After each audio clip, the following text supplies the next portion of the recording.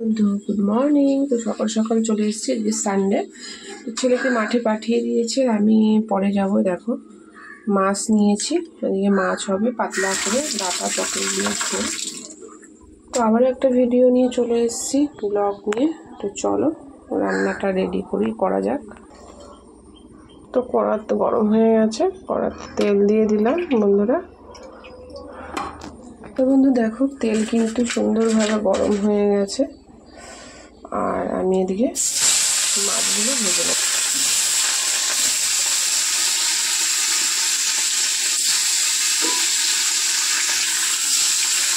তো বন্ধু সামনে স্পেশাল জ্যান্ত মাছের ঝোল, একদম জ্যান্ত মাছ ছিল, পাতলা করে আলু পটল আর আলু পটল আর সজনে ডাঁটা দিয়ে ঝোল করবো। এগুলো কিন্তু খুব বেশি ভাজবো না, হয়ে যাচ্ছে। এবারে দেখো তুলে নেবে।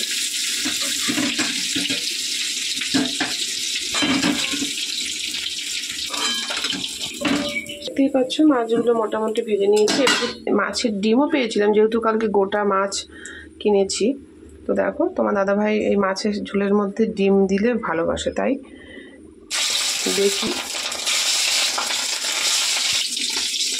3টে ডিম ভেজে নেব। তো বন্ধু এবার আমি ডিমগুলো তুলে নেব। মাছের ডিম কমপ্লিট। এই তেলেই কিন্তু মাছটা করব, যেহেতু পাতলা ঝোল, বেশি তেল দেব না।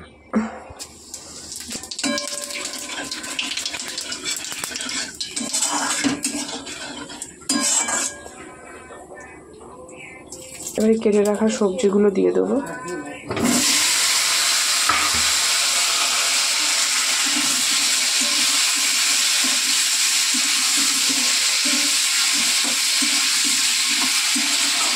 সবজিগুলো একটু ভাজা ভাজা করব।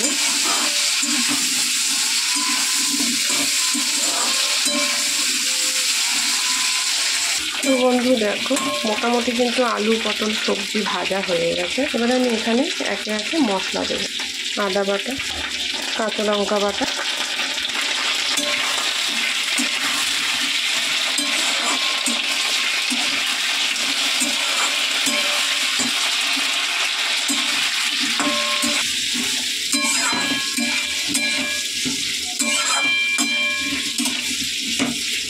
লবণ, হলুদ,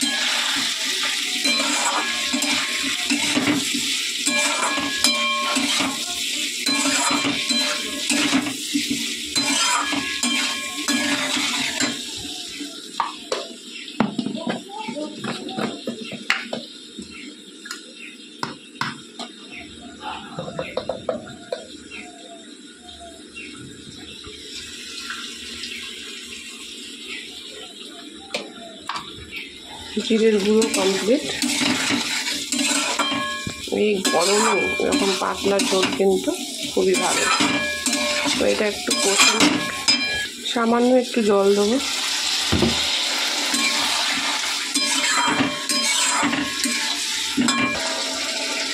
একটু ঢেকে দেব। তো বন্ধু দেখো জল কিন্তু শুকিয়ে গেছে, মোটামুটি কষাও হয়ে গেছে।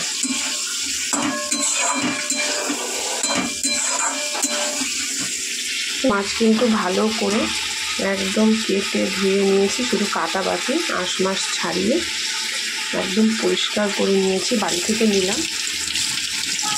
বলো তো এই মাছ দুটোর নাম কি? তো এবার আমি জল দিয়ে দেবো। ভিডিওটা কিন্তু ওটা কাট হয়ে গেছে, তো আমি এবার মশলা ভালো ভাজা হয়ে গেছে, জল দিয়ে দেবো।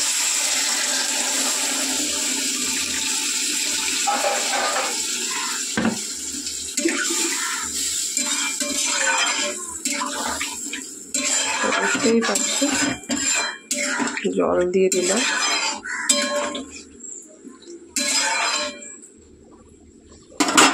তো বন্ধুরা একেবারে আমি মাছ দিয়ে দেবো, কারণ আমি একটু তাড়ায় আছি।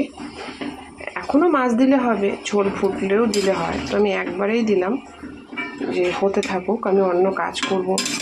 ছেলে মাঠে রয়েছে, ছেলের কাছে যেতে হবে, সেই জন্য। তো এই হলো আজকে আমার জ্যান্ত রুই মাছের পাতলা ঝোল ডাঁটা পটল দিয়ে। তোমরা কিন্তু অবশ্যই গরমে ট্রাই করো। আসছি অন্য কোনো ভিডিও নিয়ে, এখনকার মতন এই পর্যন্ত।